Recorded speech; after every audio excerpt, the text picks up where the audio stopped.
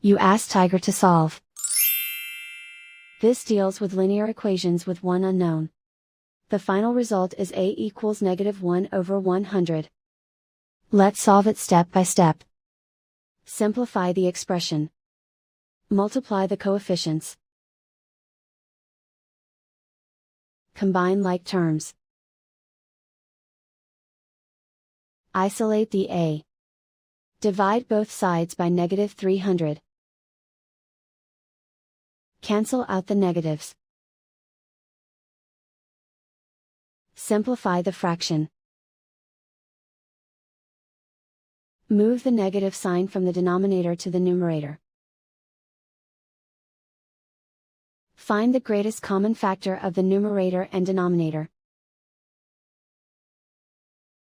Factor out and cancel the greatest common factor. And so the final result is a equals -1/100.